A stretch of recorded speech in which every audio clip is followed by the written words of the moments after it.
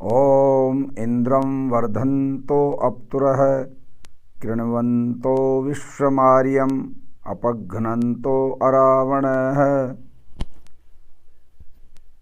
देश के 75वें स्वतंत्रता दिवस के अवसर पर आर्य समाज की शिरोमणि सभा सार्वदेशिक आर्य प्रतिनिधि सभा की ओर से मैं समस्त देशवासियों को और जो भारतवासी दुनिया के अन्य देशों में रहते हैं उन सभी को हार्दिक शुभकामना देता हूँ।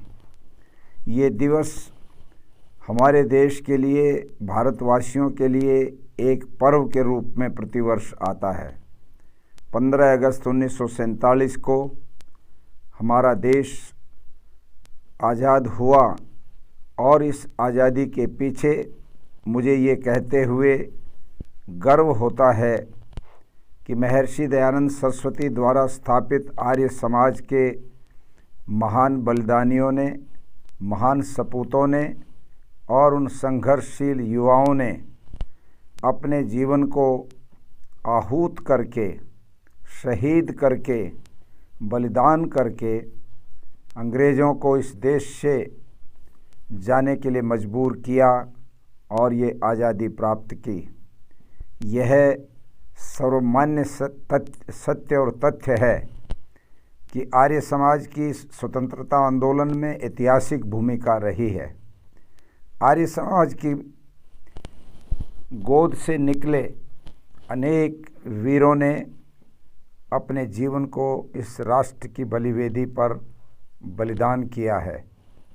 अमर हुतात्मा स्वामी श्रद्धानंद, लाला लाजपत राय, शहीद आजम सरदार भगत सिंह, राम प्रसाद बिस्मिल, श्यामजी कृष्ण वर्मा, भाई परमानंद और अनेक अन्य ऐसे गणमान्य स्वतंत्रता सेनानी हैं जिनके इतिहास के पन्नों पर नाम अंकित हैं।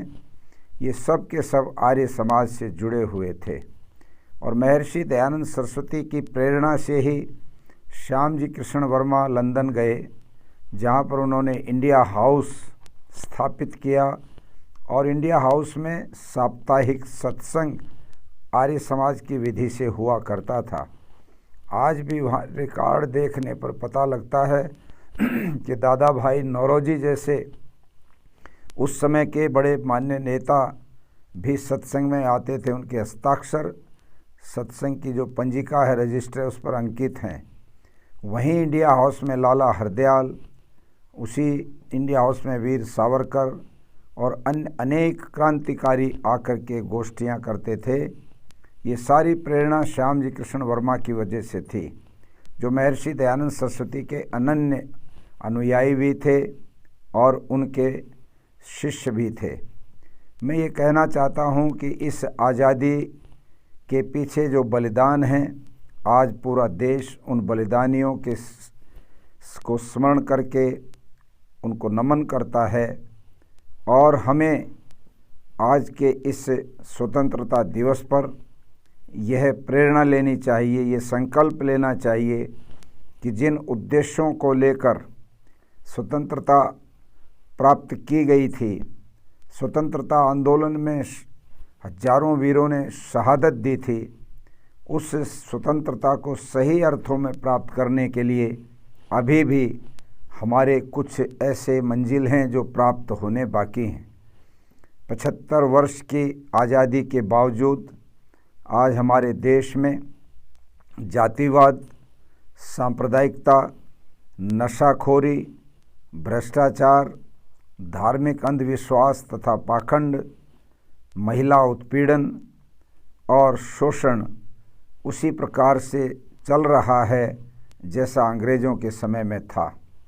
मैं ये समझता हूँ कि जब तक हम इस देश को इन सारे के सारे संवेदनशील और ज्वलंत मुद्दों से मुक्त नहीं करेंगे, जब तक इस देश के अंदर नशाखोरी बंद नहीं होगी, जातिवाद का जहर समाप्त नहीं होगा, सांप्रदायिकता के नाम पर राजनीति करने वाले लोग जब तक अपनी ये क्षुद्र राजनीति बंद नहीं करेंगे, धर्म के क्षेत्र में जब तक वैज्ञानिक तर्क तथा विवेक का प्रयोग नहीं होगा और जब तक किसान और मजदूर अपने श्रम का, अपने परिश्रम का सही पारिश्रमिक प्राप्त नहीं कर लेंगे, जब तक महिलाओं को बराबर का सम्मान और उनको आगे बढ़ने का उतना ही अवसर नहीं होगा जितना एक पुरुष को होता है, तब तक इस देश को सही मायने में हम अपने सही लक्ष्य तक नहीं पहुंचा पाएंगे। 75 वर्ष हम लोगों ने अपने देश की आज़ादी का उपभोग किया है। आज हमारे सब के लिए, पूरे देश की जनता के लिए और विशेषकर युवाओं के लिए आज ये प्रेरणा और संकल्प लेने का अवसर है कि आओ हम अपने अपने क्षेत्र में अपने अपने दायित्वों को संभालें और इन 7 बिंदुओं पर जो मैंने अभी आपके समक्ष रखे विशेष रूप से कार्य करें।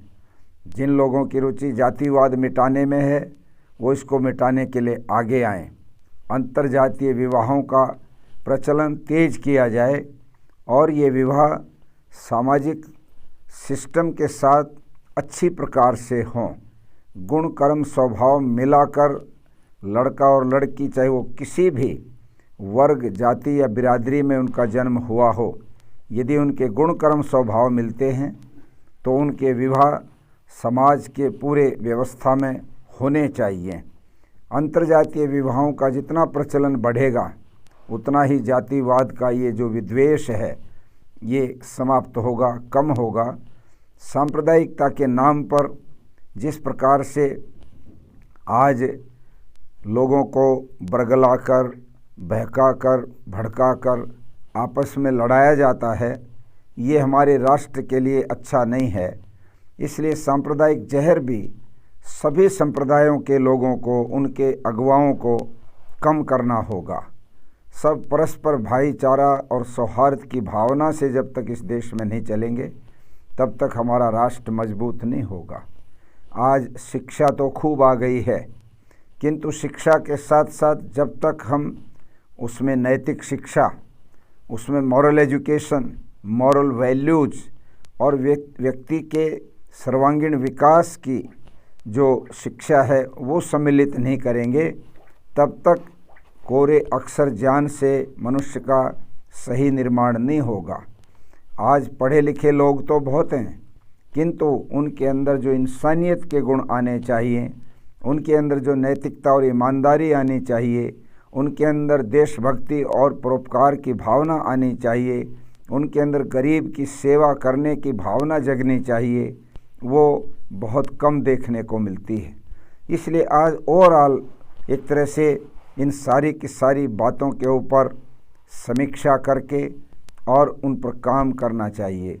पूरी शिक्षा प्रणाली में युवाओं को अष्टांग योग के यम और नियम को अनिवार्य रूप से पढ़ाया जाना चाहिए। चाहे कोई किसी भी मजहब और संप्रदाय का अनुयायी हो, चाहे वो किसी भी जाति या बिरादरी में पैदा हुआ हो, सबको यदि प्रारंभ से हम यम नियम का अभ्यास कराएंगे, उनकी शिक्षा देंगे, तो उनका मन मस्तिष्क उतना ही उदार बनेगा, सहिष्णु बनेगा, एक दूसरे के साथ सद्भावना वाला बनेगा। यम है अहिंसा, सत्य, अस्तेय, ब्रह्मचर्य, अपरिग्रह। ये 5 ऐसी बातें हैं जो व्यक्ति को अन्य लोगों के साथ व्यवहार करते समय अपनानी चाहिए। और शौच, संतोष, तप, स्वाध्याय, ईश्वर प्रणिधान, ये 5 बातें ऐसी हैं जब व्यक्ति को अपने साथ व्यवहार करते समय अपनानी चाहिए। अपना व्यक्तिगत विकास और समाज का विकास दोनों ही हमारे व्यवहार के ऊपर निर्भर करते हैं और यम नियम हमें ये व्यवहार सिखाते हैं। ये पढ़ाई का एक अंग बनाया जाना चाहिए। इस तरह से यदि हम अपने देश को इन सभी 7 बिंदुओं पर काम करते हुए आगे बढ़ाएंगे तो निश्चित रूप से अपने बलिदानियों को, अपने महापुरुषों को, स्वतंत्रता सेनानियों को हम सही श्रद्धांजलि दे सकेंगे। स्वतंत्रता दिवस के अवसर पर सभी देशवासी और सभी भारतवासी जो दुनिया के अन्य देशों में हैं, उन सब को मैं बहुत बहुत बधाई और शुभकामना देते हुए आप सभी के जीवन की मंगल कामना करता हूं और आर्य समाज का एक सन्यासी और कार्यकर्ता होने के नाते मैं ये समझता हूं कि हम भी उतने ही इस स्वतंत्रता के जो दिवस का जो समारोह है उसको उतने ही प्रसन्नता से और गंभीरता से मनाते हुए इन 7 बिंदुओं पर सघन कार्य प्रारंभ करेंगे। धन्यवाद। सबको सादर नमस्ते। साथियों, इस वीडियो को ज़्यादा से ज़्यादा लाइक करें, कमेंट करें, शेयर करें और चैनल को सब्सक्राइब करना ना भूलें।